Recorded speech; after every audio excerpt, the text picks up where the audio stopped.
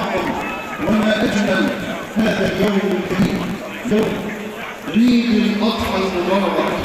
هذا اليوم توافد حجاج بيت الله الحرام على منى، حيث ضم جمر العقبة الكبرى، ثم بعد ذلك إن شاء الله النهر يبدأون إحياء سنة أبينا إبراهيم وابنه إسماعيل عليه وعلى نبينا أفضل الصلاة وأتم التسليم.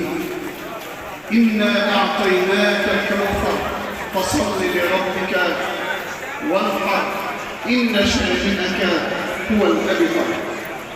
اليوم يفرح حجاج بيت الله الحرام